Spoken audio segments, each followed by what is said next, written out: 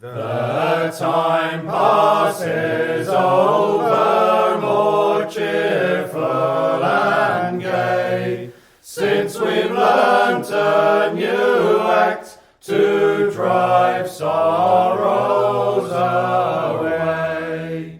Sorrows away, sorrows away. Today we're going to talk about blood harmonies, an idea that we got from talking to Andy, your brother, who heard it from Martin Carthy. Something we've not really considered or come across until Andy threw it in our direction, but basically talking about singing together with close family members and how that means that you're able to harmonize and sing in a way so that the tones of your voices blend really well or are very close together. Come, all you bold Britons, wherever you may dwell, come listen unto me, while a story I will tell.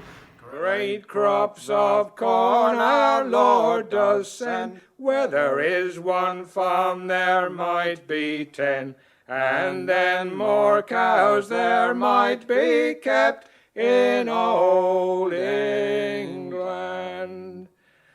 Martin was saying, I think to Andy, was that families naturally harmonise with each other. Their voices blend in a more natural way, potentially. But there are many singers that aren't family members that are great singers and harmonise very well together. But I think what he was saying is that you can tell when it's a family and when it isn't a family. When spring comes in, the birds do sing, the lambs do skip, and the bells do ring, while we enjoy their glorious charm, so noble and so gay. Yeah, I think it's a tone thing, isn't it? I think I realise this when I'm listening to, when I'm looking down the line of singing and I'm listening along the line, that the closeness in the sound of the voices, not in the, it's a kind of tone thing. That, for example, listening to your mum and my sister, there's a lot of closeness in their voices. They're not the same. I can tell them apart, but there's a real. As I was a-walking one fine summer's morning, the fields and the meadows, they looked so green and gay, and the birds they were singing, so pleasantly adorning, so early in the morning, at the break of the day. Something. So actually, harmony is sort of correct, but it's not, is it? Because that's what I was just, as you were saying, that the bass singers are supposed to be singing the same note, but they're not, because the tones are different, and you can pick each, the different person out from the way they sing, and all the leads should be singing a similar note, but you can also, so it's all those different layers, isn't it? So is that officially, is that a harmony, or is that? These words were composed by Spencer the Rover, who had travelled Great Britain and most parts of Wales. He had been so reduced, which caused great confusion, and that was the reason he went on the roam. Well, no, the harmony's a difference between the lead part and the other parts, I think, isn't it? Or whether they be a third high or a fifth high, whatever they lower. But that's a tonal difference. That thing where we get 4 lead singers singing the same line, and with different tones. Yeah, the tone in them, but it's different too. So I think our oddity is how close it is tonally. but it does a funny thing. It's very close, but it also adds a, I don't know, I was going to say richness is what I was going to say. Because the voices are quite close together in terms of their basic tone. Yeah. Here's a due sweet love line, and see 10,000 times adieu. I'm a-going around the ocean, love, to seek for something new. Come change your ring with me, dear girl, come change your ring with me. For it might be a token of true love while I am on the sea. You get a really full kind of thing, and I agree with the kind of the pitch of it, where it's very easy to harmonise to what we do, partly because we've grown up doing it, but also because it just feels comfortable. It feels very comfortable what we're doing.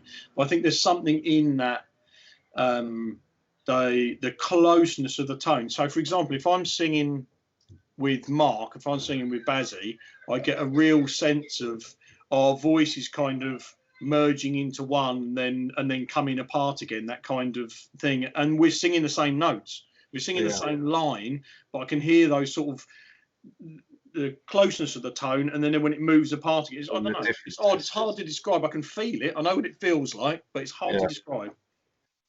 'Twas on one summer's evening, all in the month of May, down by a flowery garden where Betsy did stray, I overheard a damsel in sorrow to complain, oh, for her absent lover that ploughs the raging main. It's a lot more subtle, isn't it? I think there's a lot more subtle differences rather than if you had a choir of 9 people from all different parts of the world. There would be a not harshness, but a definite sort of stony difference between it, because we are blending from the same area. I think that really does help. It's a smoother, softer sound, I think, rather than the Wilson family. You know, you know that they are from the same family. Yes. When you hear the Copper family sing, you know that they're from the same family. Yeah, well, here's a thought then. So, was all harmony originally blood harmony?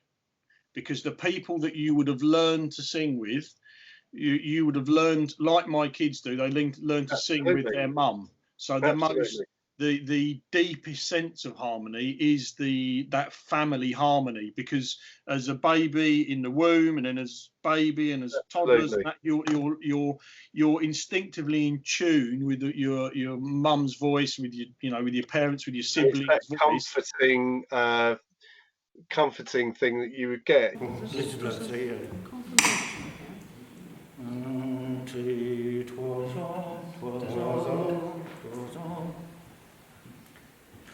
Twas of a brisk young ploughboy, come listen to this refrain, and join with me in chorus to sing the ploughboy's praise. My song is of the ploughboy's praise, and unto you I relate the same. He whistles, sings, and drives his plough, the brave ploughboy. You imagine many thousands of years ago sitting around an open fire and sort of chanting together and using that as a comfort blanket when you're sitting out in the cold and you're there together with your family or your people that you're related to. Absolutely. So are people who are not singing from the family, when people are trying to harmonise, are they trying to inadvertently, are they trying to recapture that idea? Is what harmony does is that reminiscent when you sing in harmony? Is that reminiscent of that sense of togetherness, that sense of family, I that think sense it brings, yes, I think it brings people together, closer together, doesn't it? I haven't sung in harmony with anyone else apart from my family, but I can imagine if I did, you're bringing two souls together and connecting them together, aren't you? yeah. It's like a singing relationship, isn't it? I suppose, in a way. If you can harmonise with someone, it's quite an intimate thing, isn't it? Yeah, it is. Yeah. To sing one note and to someone to enhance that your note with their note, and those two notes clash together and they create something a lovely new sound. 'Twas of a brisk and lively lad come out of Gloucestershire, and all his full intention was to court some lady fair. Her eyes shone bright like the morning dew that does on the lily lie. She was grace all in her face, and mixed with modest eye. Well, I always think with harmony is the original idea of the sum is greater than the parts. It should be that you in the process of singing together, that coming together, you've got a lovely voice and a lovely voice, or in our case, a voice and a voice. And then it's not just the product of those two things, it's the by combining the extra that it adds that is the thing. And I think that's what we get when we sing together as family, in very close family. We get that thing of added, it's the chunk on top, it's the extra bit that it adds that is the kind of, I don't know, it's that difference, it's that. Which is where I think Andy, the conversation that Martin had with Andy came from, was where Andy said, what is it about us that people like? Why do people come and watch us sing? And Martin said it's got to be that it's the blood harmonies, it's that family thing.